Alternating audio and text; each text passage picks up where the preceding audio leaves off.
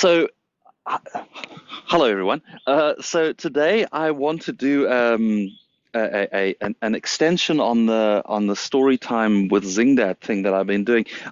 I've been telling you these really funny, cute, amazing, interesting stories, baboons and monkeys and the like. Now, not all stories, well, certainly not all of my stories of animal communication are such cute stories because not all of them have such relatable characters as baboons and monkeys.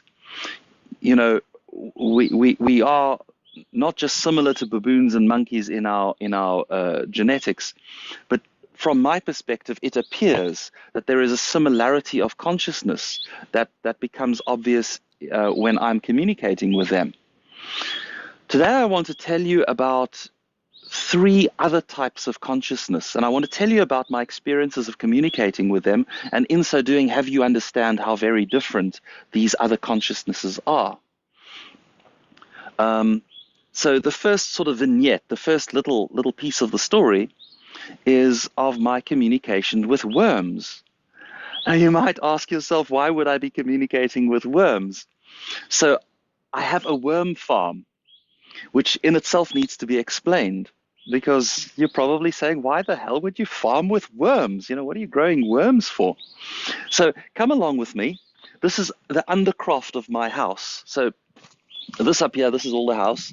The house is, of course, timber, which means it's on stilts. So underneath the stilts, this is the floor above me, obviously, plumbing, all of that stuff. You have this wonderful open space that you can use for all kinds of things. This is kind of my workshop over there, tools around the other side. But over here is my worm farm, these buckets. It's a bit shambolic, I know. It's not necessarily the most beautiful looking thing, a worm farm. But what happens is you can put into these buckets, you can put all kinds of things like cow dung, for example, and certainly all of the scraps that kitchen scraps, just not meat, anything vegetable can go in here. And this is just grass on top. And there you can see those are all the cuttings over there, the scraps. It's a bit gross, but it doesn't smell bad actually. But it's a little bit gross. And what's happening is the worms are busy converting that. Here you can see a whole, I don't know if the camera will get it, a whole knot of worms. These are a very special type of worm. It's the American red wriggler worm. Believe it or not, they're imported all the way from America. So these worms are perfectly suited to the job of converting these things, the cuttings and the moo-poo, into worm castings. And that worm casting is the best, most beautiful organic compost for a vegetable garden. And then you also get a thing called worm tea. You pour water on top, it filters through, and the filtrate at the bottom, that liquid that comes out of the bottom, is the most amazing liquid fertilizer. So that's the backstory. That's why I have worms and why I would think to communicate with worms. So I've got this bucket full of worms and I'm thinking, I talk to everybody. So let me have a chat to the worms and see what they have to say. And the conversation that I had was really the most incredible thing. Very hard to explain because there were no words, no concepts, no thoughts. It was just, I was immediately immersed in an experience. Now, to relate the experience, the whole sum of the experience of being hungry and then with a very hungry stomach, seeing, smelling, approaching a beautiful meal and realizing, oh my goodness, this is my food, I'm going to eat that. And then smelling as it comes closer and then tasting it and swallowing it and feeding yourself when you're very hungry, right up to the point of satiety when you're full and you're comfortable and you're happy. That entire experience compressed into one moment was downloaded into my brain. And I was shown that's their experience. That's what's happening over here. Oh, yum, nom, nom, yum, yum, yum. Oh, wow, food, mom, mom, mom. It was that whole experience. And that's what I was shown.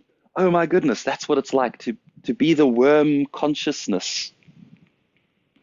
And so I try to ask a question underneath this bucket over here is busy, it's busy maturing, which means I'm not putting any more food in there.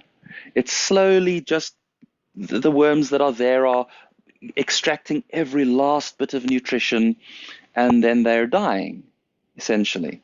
So later you'll use all of that stuff and you'll throw it in the garden, and you won't throw any worms out. It's just all compost. And I was thinking about that, and I thought that's a bit sad. He has all of these happy worms and there's dying worms. And I thought, so what about that? And with a bit of a bit of a heavy heart, I thought to ask about their experience. And what did I get? I got this wonderful, just slowing down and everything's okay. And I'm getting ready for snooze. That kind of feeling of you're tired and you're getting ready for bed, and the bed is soft and warm and comfortable, and you're just slowing down and getting ready to go to sleep. And I thought, but isn't that wonderful? How would it be that there's no pain over death? And it struck me. This is an example of a second density consciousness. Now, for those of you that aren't very familiar with that, please do go and have a look. My Spirit Guide 8 wrote a chapter of Book 2 of the Ascension Papers with me, spoke about densities. I'll put a link on the screen. It really is useful to understanding consciousness. So this is a second density consciousness. Nobody in here is attached to their identity of being, I'm this little worm. I'm Willie the worm, and I'm Sally the worm, and nobody is thinking of themselves in this way. Nobody has an identity that they're attached to. Nobody is attached to this life as a worm. So whether I'm eating, that's wonderful, I'm eating. When the food starts to run out, I slow down. That's wonderful. I'm slowing down, I'm relaxing, I'm letting go, I'm releasing this experience, this life. And it struck me how beautiful it is that the whole of their experience of life is actually joyful. It's all joyful, whether you're overloaded with food and there's just more than you can possibly eat, or whether there's nothing and you're busy dying. Because, of course, also they lay eggs, and the idea being that if they run out of food, by spring there'll be more food and their eggs will hatch and there'll be more worms, and that's the life cycle of these worms. And so for whatever it's been, 8 years, there's just been generation after generation of worms very happily living under the house, converting waste matter into the best quality fertilizer, and they're so happy. So that's the story of the worms, which is the first of the consciousnesses I wanted to talk to you about. Come along with me. I want to share a story of another type of consciousness, very different, surprisingly different. So here in South Africa, we have wonderful, wonderful bees. And normally this bush is just abuzz with bees. They come and they go. Oh yeah, they're around. There's lots of them. I don't know if the camera will catch them right now. Yeah, oh, okay, there's a few. Anyway, so the thing with the bees that we have here, they get known overseas as the African killer bee. Because they're a little bit more aggressive than your bees. And when I say a little bit more, it's like European and American bees. Typically, as I understand, if a bee sits on you, you can just swat it off. It's fine. If one of these bees sit on you, you've got to be careful. You don't want to just swat it. If you swat it, it's prone to stinging you. And if it does sting you, their venom is really quite toxic. Some people are sufficiently allergic, and I'm one of them, that one sting could, if you don't immediately get the sting out and don't immediately take antihistamine, you could have to go to hospital, and people do actually die of these bee stings. But I'm not at all afraid. I mean, I'm quite happy to stand here, and in when this thing is fully blooming, it pulses with bees, because they're not out to hurt you. They're just looking after themselves. So anyway, so bees. And one of the things I like to do, I sometimes get a bee gets stuck in the house or whatever, and then it doesn't have enough food, and then I find it kind of dragging itself across the floor like a lost adventurer in the desert, like water, except it's saying honey, honey, dragging itself across the floor. And then my heart goes out to it, and I rescue it. You know, I get a spoon, and I put a little bit of honey in the corner of the spoon and a drop of water, and I mix the water and the honey, and I scoop up the little bee, and I take it outside, and then I watch it as it eats this little bit of honey and starts to recover. It's quite amazing to watch this really half-dead bee slowly coming to life. And they go through a phase where they preen themselves, and then they look around, and then they take off and fly a circle to catch their bearings again, and then boom, back home. So I kind of develop a bit of a relationship with the bees, as I'm prone to doing with things. I develop relationships with things, and people, and animals, and insects. And so I thought to check with the bee. And I tried to tune in and have a conversation with this bee on a particular occasion that I was rescuing. I didn't really find I could connect with it. There wasn't really anything I could talk to. And then there was an awareness that it was connected to something that I could talk to. And of course, the consciousness that I want to actually be talking to is not the bee, but the hive. And when I started to speak to the hive, it was quite an interesting conversation. I arrived to talk to this hive, and it was a little bit like, yeah, what? Huh? Yeah, okay. It was very busy with things, lots. You know, I just got the sense, like Pikachu, very busy. The hive is even busier. It's very, I'm busy with things, and I'm thinking about things, and I arrive, and I'm, yeah, what do you want? And then I was, oh, can I talk to you? Yeah, sure, you can talk to me. What do you want to talk to me about? Um, and so I was saying, well, you know, I'm busy resuscitating one of yours. Oh, very, very nice, thank you. And I was wondering why I couldn't talk to this one. Oh, and there was just this pause, and then bam, I got a download, and it went right back to what it was doing. And it was an amazing experience. I got this download, which was kind of visual and kind of feeling and kind of knowing, and very difficult to explain, other than to use a metaphor that you will understand, which is that the bee is itself not aware of itself. There isn't a self there. It's like a little program, like a little computer program. It has inbuilt programming as to what it must do, and most of the programming cannot be reprogrammed. And under this circumstance, the bee will do that. There is very if this then that, and there's no decision making process there. And then the bee will go back to the hive, and some parts of its program can be updated. And there will be a message that the hive will have: do this, do that. But the bee itself is not self-aware, is not conscious. Which doesn't mean that, you know, that they don't respond to you. They have an ability to respond, for example, to emotions. If you're friendly, and if you're relaxed, if you're calm, if you have no negative intent, they feel that, they know that. If you come here with an aggressive intent, if you approach a hive with an aggressive intent, the hive knows that, and the hive instructs the bees to be on higher defense. And so as I'm engaging with this hive, I'm starting to see something, that this is a higher density being. And if I think about it and I look at it, it seems to me that a hive is a fifth density, service to other, self-responsible being. Very high consciousness. When I ask the hive, what about farmers? How do you feel about farmers? I mean, they take so much of your honey. Bam, download I got was, this is fine. It's a contract. It's a bargain.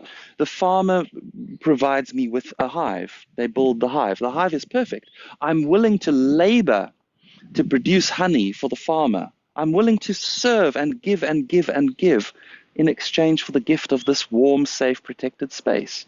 It's a bargain. It's an exchange. So very giving, very loving, very aware of the service of pollinating plants, of the service of producing honey, very willing to feed honey to others. But at the same time, don't mess with me. If you come and mess with me, I will kill you dead. No problem. If you engage with me respectfully, if you give me something, I'll take something back. If you don't try and hurt me, we're okay. Very high consciousness, bees. So that was the second story that I wanted to share with you, was about bees. Let's go inside and get out of the sun and relax a bit. The third story I want to tell you about, of a different kind of consciousness altogether, something else that will kill you dead, something else that has a toxin, is not scared of using it, is snakes, obviously. Now, around here, this part of the world, we have two kinds of snakes, really, that are, really quite dangerous.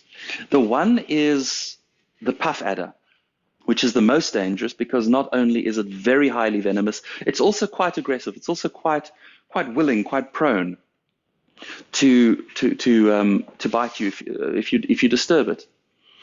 And on an occasion, I became aware that there was a puff adder that had come and kind of made a home next to the house, in the garden next to the house. And I wasn't quite sure what to do about that. At that time, I wasn't very much into the animal communicating thing. It was kind of one of my earlier animal communication experiences. Most people will just kill a puff adder. That's how most people will respond to it, because they are venomous and they are known to be aggressive. Most people will just outright kill them. Take a spade, corner them, kill them. Some people will risk their own lives and will catch puff adders. Some people have the right demeanor. They, again, just as I was telling you about the bees, puff adders respond to a calm, relaxed demeanor, a respectful approach. I'm really not going to kill you. I'm not going to hurt you. I'm just going to move you. And if you know what you're doing, it's not something I would recommend to just anybody to try. If you know what you're doing, if you know how to do it, you can fairly easily catch a puff adder and move them on. I didn't know how to do this. I wasn't in that place then. But what I did know to try was animal communication. So I connected with the puff adder, and different from the bees and the worms, there definitely was, with that individual animal, a sense of a me-ness, a sense of a self. And that self not only was self-aware, there was a presence and a dignity to that snake. Not a verbal being. As I've expressed to you with my stories of the baboons and monkeys, they communicated with me in terms that I received as verbal. They spoke to me. The snake did not want to speak to me, not in words. But what I got from it was very careful, mindful attention. When I brought myself to the snake, it looked at me and it paid full attention to me. And I said, I want to speak to you. And I got this kind of, I'm paying attention, speak. So I explained my situation. I said, look, this is not a place where you can come and make a nest. You can't come and live here. You've got to move on. And the reason is you are highly venomous, and I've got little dogs, and I might stand on you if I don't know you're there. And I don't know that you're not going to bite me. I suspect you will, or my dogs. I suspect that might happen. And because that might happen, I can't have you here. I don't feel safe. I need to move you on. So either you must move on yourself, or you're going to get moved on, or you're going to die here.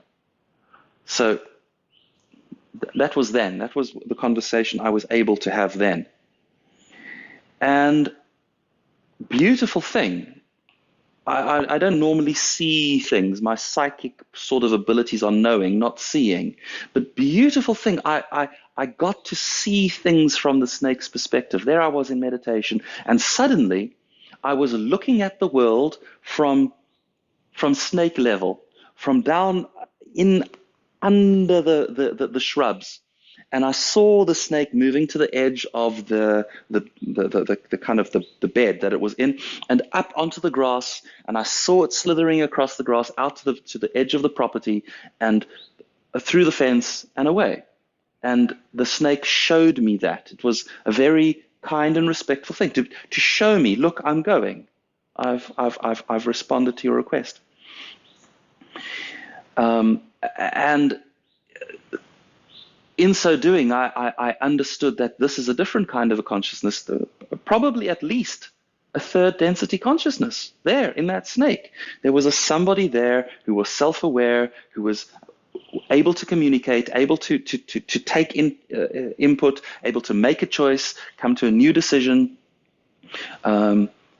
Very high awareness, very present, very aware of self.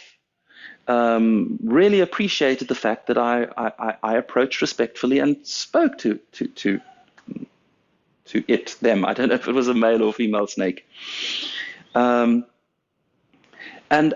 really, so I don't have a neat conclusion to this. I just wanted to share with you these three other different kinds of consciousness, and that whether it's a worm or a bee or a snake, or whether it's a baboon or a monkey or a dog, somewhere there's a someone there. Somewhere, if you know how to look, you'll find the consciousness, and you'll find a someone that you can engage with that is alive and conscious. Even if they're like the worms, not aware of a self, still there's a consciousness, there's life, and you can engage with it. And it really invites me into a kind of a humble reverence for all of life. Because if that's what's happening in these the simplest and the most basic creatures, there's life everywhere, absolutely everywhere. And as I say, all worth reverence and respect. So before I ramble any more about how I have reverence and respect, that's the end of this latest edition of Storytime with Zingdad. Not quite as entertaining, perhaps, but I think interesting nonetheless. Hope you enjoyed it. Until next time, bye bye.